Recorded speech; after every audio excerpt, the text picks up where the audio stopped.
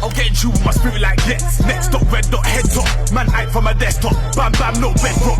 Get down. You feel like I pet round? What do you think was the best out? Skinny but busy. My what beef come see me. Bad boy. Yo, this is episode 5, season 2, Major Talented One show. Once again, you know, we're keeping up the guests. And then once again, a special guest. I'm feeling lucky right now. I'm feeling blessed. You know what I mean? Everyone's coming in, you know what I mean, helping with the thing. But we've got Mr. Durrty Skanx right now. Family. You know what I'm saying? That's family. You know what I mean? Durrty Skanx, flipping big boy in the game and everything there. And I'm gonna, like I said, I'm going to start how I normally start. Skanx, how long have you been in this game for? I've been doing music for about 21 years now. Veteran stuff. Yeah. I've been doing music for about 21 years. I say I got my first push in the game really when I was about 17, 18 years old. Right. So yeah, I'd say in the game like for about 17, but I've been doing it for about 21. This is what I'm saying, man. And you know what? With that comes a wealth of experience, because you are very, very talented MC, and I really put that to a point where, like I said, everything I hear you, and I don't even think I've heard you come on anything weak. You just always come, and you've just got that attitude and that vibe and all them things. And one thing, because obviously I'm from Northwest London, Skanx is from Northwest London, and one thing I've noticed with you though, in respect to you get around. You know what I mean? There was one time we went to what was it? What was the show called again? The Wiley's thing. Was it Eskimo Dance? I think it was the Eskimo Dance thing up in Wembley Arena. Yes. And you was with us lot. And the next minute, you know, you're on the stage all there with flipping Gets and flipping Chipmunk and the whole. So your story, I mean, obviously, talk to us about your story of how you. I mean, obviously, a Northwest side, and then he was just, you know, everywhere. Do you know what it was? It's weird because I was born and raised down here. Yeah. I went to Furnace Primary School in Harlesden or whichever, and then I moved to East very early. So I moved to East at the age of like 8 years old. Okay. So I was going to primary school in East London. So went primary school there, went secondary school there. And then obviously I started to fall in love with grime, and the grime then started to develop around those times or whatever. So I started writing maybe about 14 years old, doing my thing, whichever else it is. And it was just, again, MCing in your brethren's bedroom, really and truly. That's it, making your little tape packs or whatever else it is. And you might share it in school with different people, whatever else it is. And then what kind of happened was I started coming down again on weekends. Okay, so the link was back always, and forth. I was always back and forth. So what started happening as I got a little bit older, I started going to a youth club called Tavistock. Yep, I know Tavistock. So I started going Tavistock Youth Club, and the people that didn't know me from beforehand, from primary school to shipping back out, were looking at me like, who's this brother? Who's this guy? But there were certain people that knew. Yeah. So let's say, for example, I went to school with big up Zeeks. Me and Zeeks was in the same class. Shellington. Yeah, we was in the same class in school. So people like Zeeks or whichever, a couple other people, a couple girls knew my face from beforehand. Yeah. So it was almost like getting people familiar with who I was again. But I was just seen as the East guy.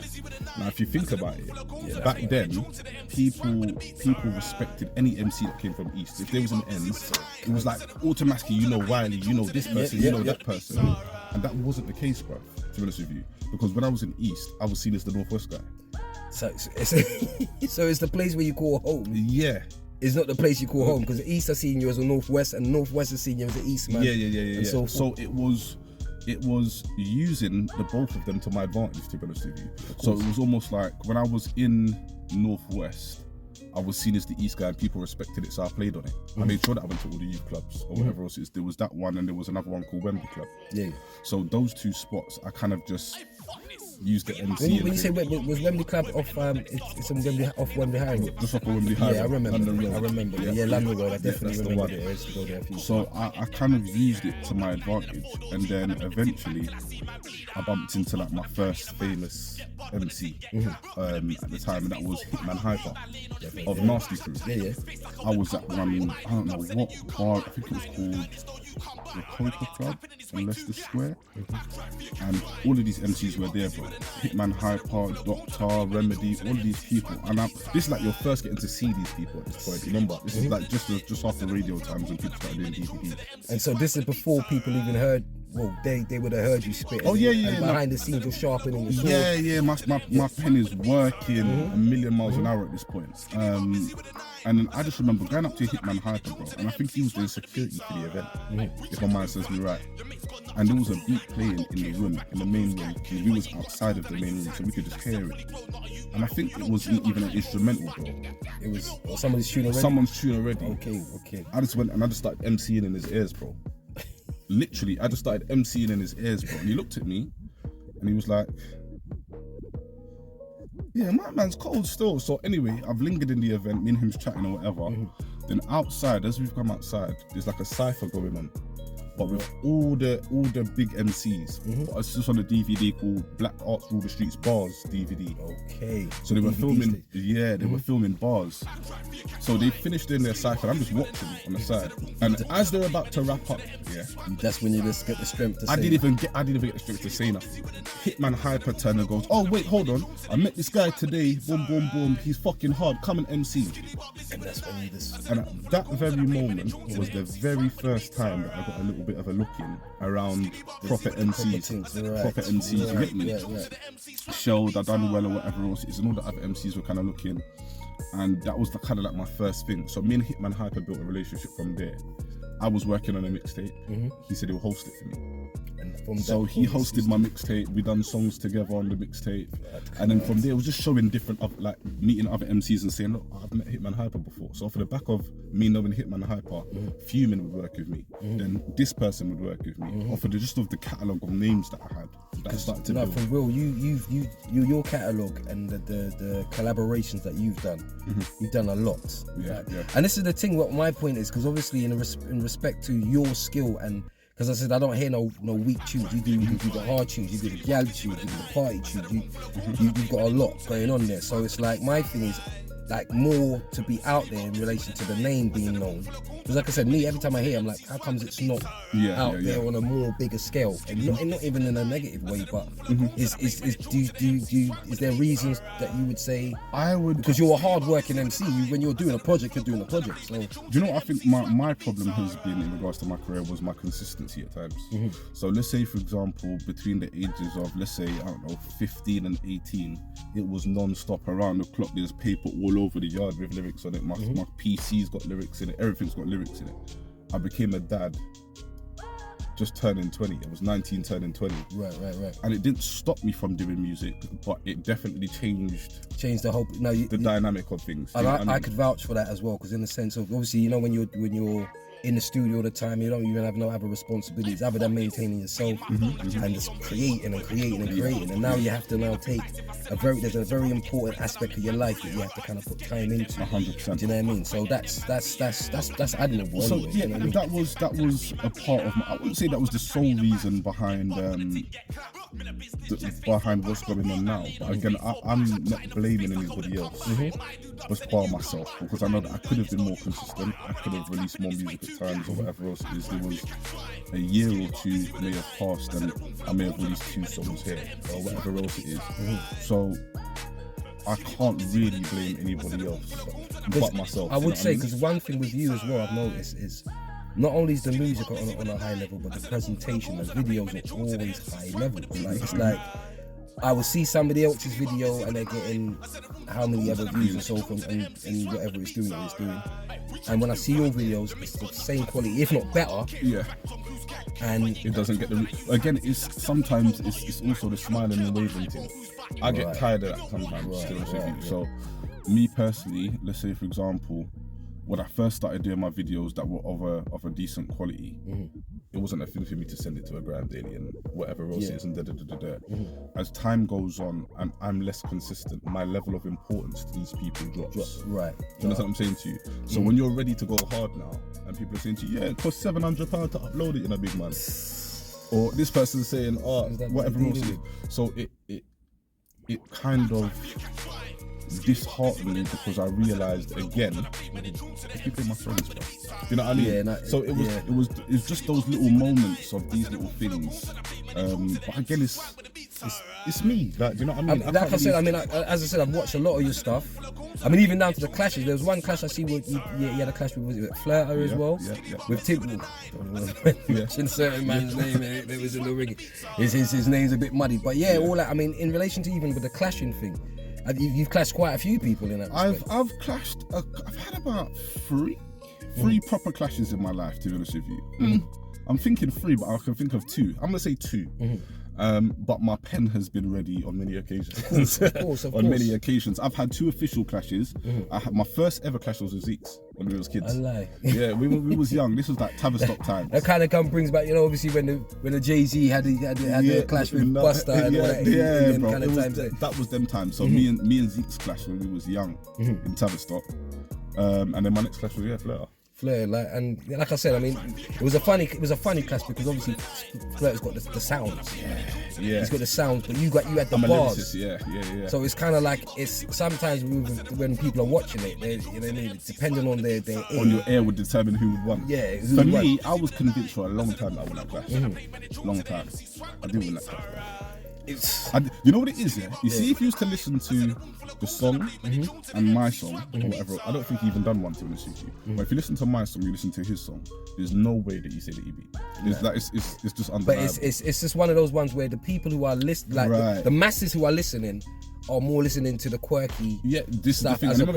It's a live clash. So yeah. the entertainment factor is important. You know what I mean? So as much as I'm performing and the lyrics are coming out clean, there's a little bit more entertainment in regards to his performance. Do you know what I mean? So those are the little things. That day I realised there's certain people that I would never clash live. Yeah. You know what I mean? But I would never clash a DW live. It doesn't make sense. Like Double's my bruv. I looked up to D Double as an MC. Like the way people look up to Drake now, the way I looked up to D Double. But I thought to myself, right, clash, if you used to do lyrics for lyrics, I feel like I'd win it. I wouldn't think of walking out onto the stage. Yeah, no, I feel that. That's a dead body. It's a mad. It's kind of like the best way to put it is like when you have the battle rappers and they do their battling. So they're dope in that domain. But then when it comes to doing the tune, they're not as dope as an artist. So I think it's a different arena. So moving on, like in relation to your projects as well. I mean, how many albums or EPs have you got out? Over the years, I think I've probably put out about, I would say about 5-6 EPs that you probably find on the internet now. Some of them obviously being fairly older, whichever else it is. I've somewhat had a change in the type of or style of music that I'm aiming to do at the moment. So I'm going through a bit of a revamp at the moment. But there's a few projects on there where people. Like I said, and there's a lot, and obviously with now. You're not only one skilled. I mean, you do other things as well. I mean, you got your show, Durrty Debates, which is a very good show as well. Just the live on the Instagram. I mean, I had the pleasure of being on it once when you interviewed me. So now we're just kind of reversing it back there. That was good. But I mean, even with that, I mean, how are you feeling in that kind of facet? I mean, going into other avenues as well. Do you know what the funny thing is, Major? It's a weird one because I feel like I've always had a creative brain. I've just never actually divulged into doing anything outside of music with it. I've always wanted to have, if you look at my music videos, you'll see there's always like a storyline behind it. And that which brings me on to the fact that you even do films as well. This is it. So in regards to doing other things, I've kind of always wanted to. Durrty Debates wasn't something that I planned. Like, that was not planned at all. But it's a very organic show though, in respect to everything about it. It's very, very organic to the point where it's like even the ethos of using that in your music as well. Because as I said, me personally as an MC myself. It was always about how wicked your bars were and so forth and so forth, and like, you know what I mean, have the presentation and all that. And then I've now realised that it's more about what people can relate to as well. And as I said, with your show, it's very organic in the sense of the subject matters. It's very where a lot of people can get involved into the subject matters and be entertained and actually learn things from your show as well. So how did that come about in that respect? The truth about how Durrty Debates came about is I had a little bit of a mental health breakdown in 2020. Yeah, 2020. Back into 2019, going into 2020. And I just weren't feeling myself, bro. So I think one night, just feeling weak and feeling a bit shit, I think what did I do? I went live. Okay. I pressed live at like 4 o'clock in the morning, bro. And I was just talking and I was going through my emotions and I was just saying everything. There was probably about 10 people listening at the time. And the amount of messages that I got off the back of it Kind of gave you that. kind of gave me a spot. Okay, cool. Then what happened was I wrote a film. Been speaking about films. I wrote a film called Why So Silent Daddy off of the back of that. It was just literally about, it wasn't necessarily me, my story, so to speak, but it was very close. And it was close to what I know a lot of men go through in regards to trying to have access to their children and blah blah blah, or just the dynamic of that co-parenting situation sometimes when it's nasty. But it was from the perspective of the child. That's You know what I mean? Yeah. That's So when I even wrote it, I didn't intend to write a film. I just wrote. I was literally at 3 o'clock in the morning. I was just in my bed writing it, and it was almost like a poem that I was trying to write, an unwritten poem, to be honest with you, but from a child's perspective. basically you writing bars, but Yeah, and bars kind of thing, like into a script. exactly. So I did that, and once I finished it, I just sent it to a bunch of people. I think I posted it on Instagram, just the writing. And the response that I got was so crazy, bro. I don't think that I got responses like that over anything else before. Inspirational moments, because it pushes you to do more. Exactly. Do you know what I mean? Because as I said, like we can't limit ourselves and stuff. And like I said, you've been how many films is I'm 3 films. I've produced, written and directed 3 films now. And I'm on my first like actual feature film, which will be a bit longer now, which is nearly done now. So this will be number 4. I mean, even in that, I mean, in relation to even with the acting as well, do you? I mean, how far are you looking to take that? Do you have an agent? Like, are you? Do you know what the funny thing is? You know? In the 3 films that I've written, the 3 films that I actually produced, I only gave myself about a 5-second, maybe about a 15-second clip in one of them. Okay. To be honest with you, it wasn't necessarily about me writing films so I can now be the lead actor in blah blah blah because I wanted to act. No, It's literally the fact that I feel like I'm good at writing stories or good at putting things together, which comes across in your music. Yeah, so I wanted to create stories, and if I could implement little bits or put myself in something here and there, I don't have to be the lead. For me, it's about having a sick story. You know what I mean? And if it means that somebody else can portray the story or portray the picture for me, then so be it. Do you know what I mean? Because like I said, films are not. I mean, I did a film. I made a film maybe about 4 years ago. Produced it, directed it, edited it, did that whole thing. And I mean, we in relation to a script, it was all improv. Yeah. And like I said, it was a hard thing to do. So like I said, I've got nothing but respect for anybody who takes it there and does that. So as I said, in moving forward, I mean, you've got something coming out. Yeah. So I've got a film called Finding Nelson coming out. It's something that it's funny because this happened off of the back of my Instagram live show. See it there. So imagine I was doing my Instagram live show as I usually do, every Sunday 9 p.m. Make sure you look in. And there was a guy called Nelson Cheng that kept coming in the comments. It was a Chinese guy, emojis in it, and he just kept writing mad racist stuff. Mad racist stuff. And in my head I said, no, I think I said it out loud. I said, one of these days I'm gonna find Nelson. And I was joking. And then it hit me while I was on the live, and I was like, oh, imagine I wrote a movie about trying to find a hacker that's stalking people and da. And as I'm saying it, I'm starting to see it in my head. Fruition, yeah. So about half an hour later, I was like, "Yeah, guys, boom." And then that's what I mean. And it's in relation to the kind of length of the film. What kind of? We're looking at about maybe 25 minutes because the other ones have been short films. They've been a maximum of 10 minutes. But this one we're looking at about 25 minutes. 25.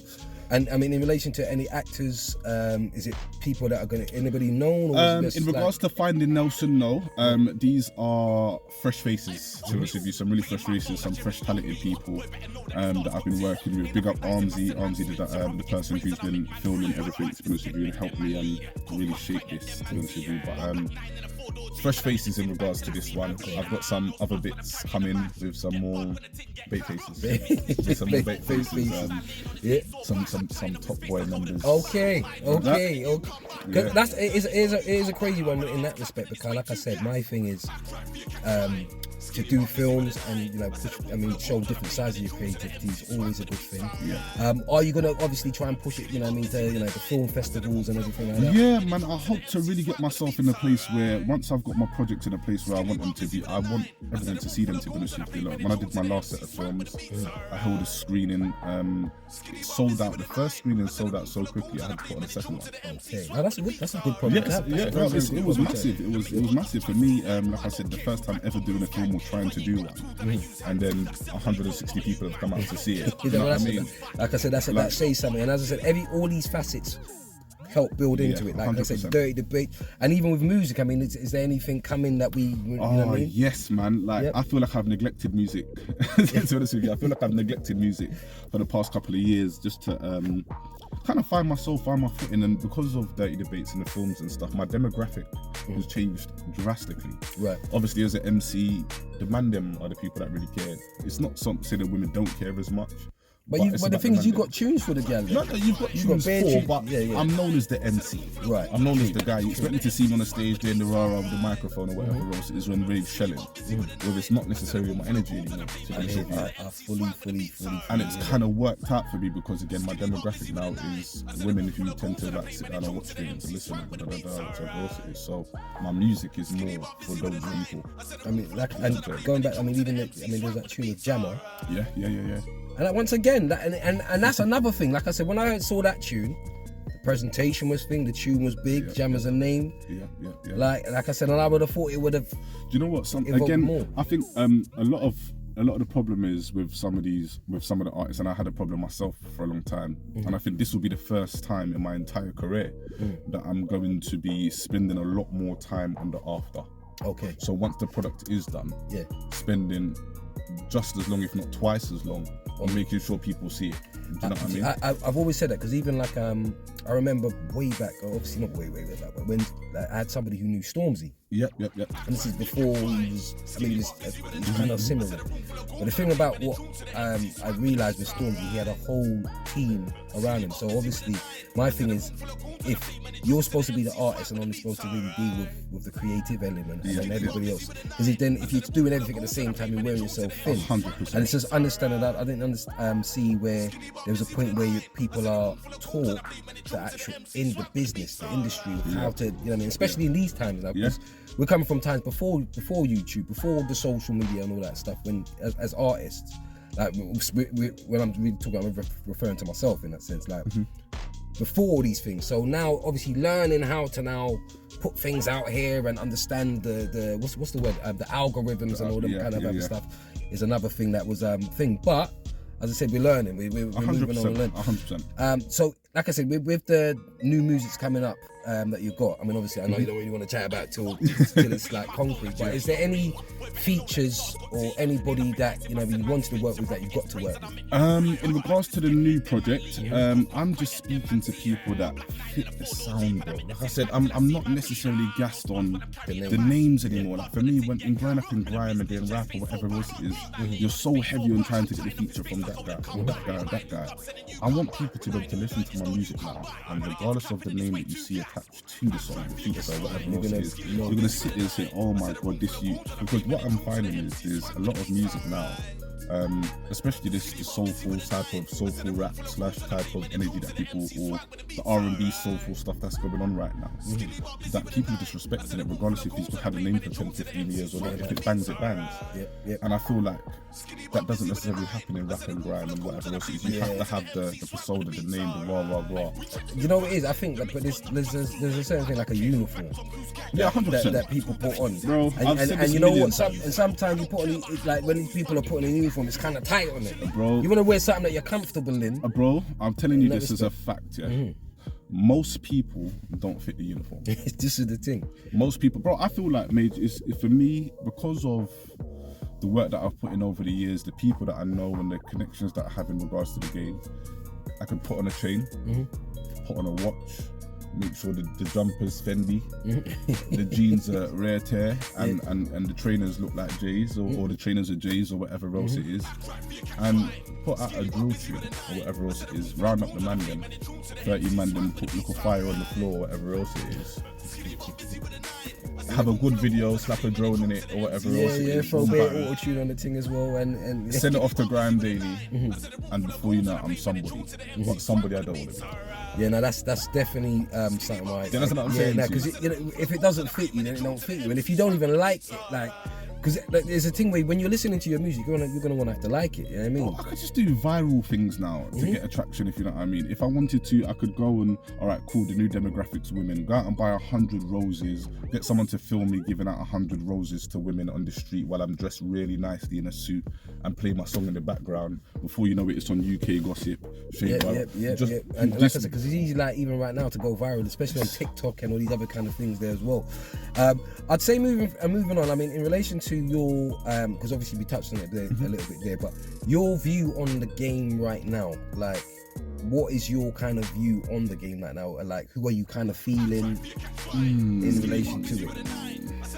I don't want to sound terrible, and I've probably said this. If most people look at my interviews, it sounds like I'm saying the same thing over and over again, bro. There's not many people that I feel right now, or that I'm actually running to listen to at the moment. Like I said, my vibes at the moment are very R&B-ish, chilled, soulful, whatever else it is. So there isn't many people that I'm listening to here. I stumble across the odd bit. Yeah. You know what I mean? But really, to call a name and say, yeah, this is who I'm really, really listening to at the moment, I couldn't call a name. I mean, as I said, with the Major Talented One thing, especially on my Instagram page, it's like that's my whole thing, finding artists that, and it's like it covers a certain demographic where I want it to be, where I don't want them to have too many followers where they're kind of known. I like people, when they come on the page, they're finding people they wouldn't even have known about before. And it's something where now they can follow them because it's real music and that stuff. In relation to producers, you know, I mean, who do you kind of work with on a producing kind of level? On a production level over the years, Jesus, I've worked with obviously the likes of Jammer. A lot of people don't know that DW actually produces. I've done some stuff with D-Double. Over the years, you know the Fanatics. Of course I know Fanatics, The Fanatics. I'm well right now. They're crazy. If you look at, let's say, between 2000 and, I think 2000 and, back in the 2015 to 2017, and then all my videos were produced. Their music was produced by them. No, like I said, they obviously with the Stylo stuff and all that stuff that was at the time when Stylo first met them, because I met Stylo in Dubai. We met up with Stylo I met up with Stylo in Dubai when they were shooting a video for my manager at the time. Was is that the one in the desert when you see, this is what I'm talking about in the levels of big videos, because that was a big video. You're in the desert, blood. You're in Dubai, bro. You know what I mean? It's not a thing where you're just on the block and you know what I mean. I've done it, the grading's all off. It looks proper presentation. Stuff, man. But like I said, I feel like if I used the momentum at the time when people were taking in these videos, it would be a different ball game. Like I said, I slacked, I dropped the ball a little bit. Do you know what I mean? So I can't be mad at it. But in regards to producers, bro, AO Beats, who's obviously doing massive things with Wes Nelson now. See it there. They've got chart smashing songs or whatever else it is. Loads of people, man. Loads of people.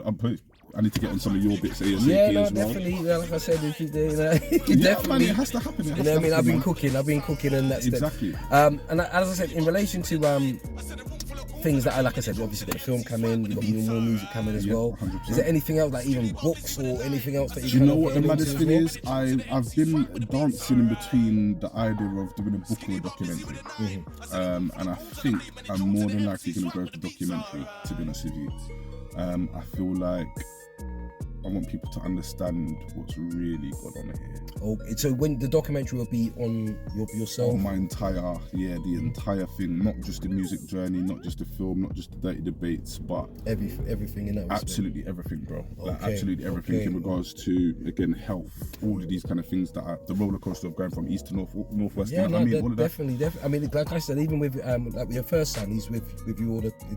A lot of the time, he does. He's not in my primary care, but we have that relationship. Because like I said, your relationship with your son is this paramount. The way, you know, like when you see how he's looking up, like the cub looking up to the father. You get me? Simba looking up to Mufasa and everything, and it's a good thing to see as well. Because I said, even when I see you certain time when you put up certain things where you've took him around certain other artists like Big Nasty and man, my son's very, and I think part of the reason why I did that is because I wanted him to see the power that his dad possesses and how hard I've worked in regards to everything, and I want him to know that in the same breath, the things that people look at and dream about on the TV, you can have access to. Do you know what I mean? Yeah, no, it's like my dad did that. Yeah. Like, my dad did that, so it shouldn't be a massive thing. Like, my dad's not this crazy superhero. Do you understand where I'm coming from? So, like I said, a lot of people weren't fathers yet. Like when I met Big Nasty wasn't a dad yet. Who else? There was a load of artists that was around at the time. The Roachies, they weren't fathers yet. So having conversations with them, kind of opened it as to what father was going to be like for them and all of these kind of things. So it kind of just solidified the relationships that I've had with them, and then obviously him meeting them as a kid. It was like he was almost in awe a lot of the time, you know what I mean? But he takes him within his stride right now. Yeah, well. now it's not even a thing. Like for him, it's like, oh, okay.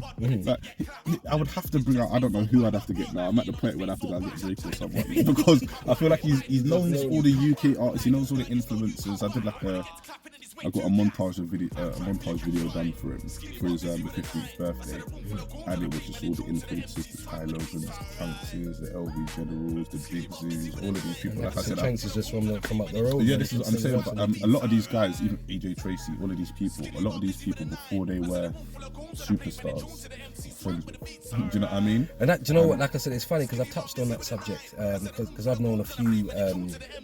I know a lot of artists in that sense, and it's funny when you have some who attain certain levels and they will still always come and check, and you can ring them anytime, and then you got some that are gone here. Just gone, and even if you do see them, they move like they move stranger like. And also with the projects that you've got, as I said, with the film, is there any kind of set dates or as it stands at the moment, I'm looking at between May and June for the release of that. I want to do a big cinema screening, make sure everyone puts in their suits, put on their look. I put a whole red carpet out, everything. I'm going to do the full settings for that one. I mean, I was going to say, even with that, because obviously certain other things like Prime Video is more attainable, or Netflix is more attainable. There's certain films I've seen on there, it's like, right. I just want people to understand that when I do my movies, it's not going to be anything like what you've been seeing from urban UK. Understand that I want to be the person who's doing dramas away from the road. Yeah, no, definitely. Away from, because you know what it is. It's like a lot of people just do when they do their films. It's just a road thing. Yeah, it's got like they want controversy and they want passa now. So what people tend to do is, or the formula seems to be, do a ghetto story and slap bare faces that don't really act in it. Similar to you. Let me get a bunch of rappers that have got clout. Yeah, and that was another thing, because even what's his name? What's the guy's name again? The guy who did that something story, Shiro story. Yeah. Yeah, I mean that was.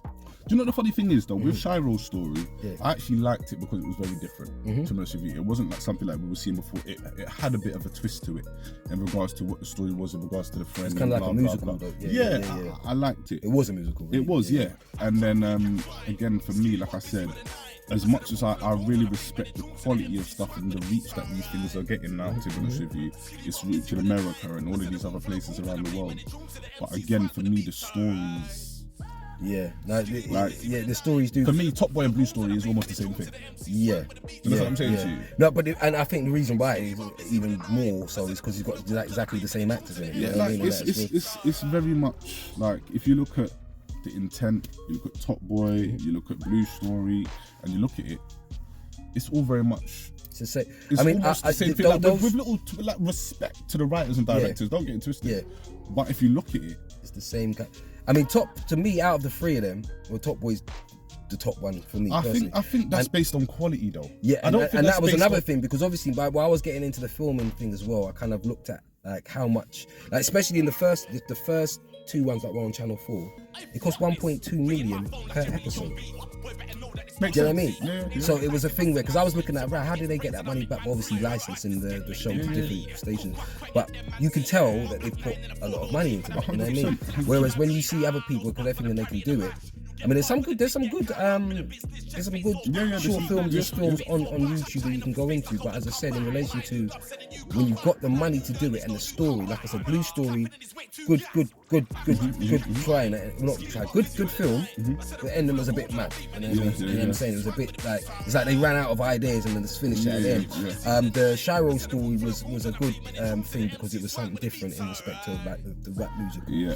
But when you see other actors, for example, even with what's his name again?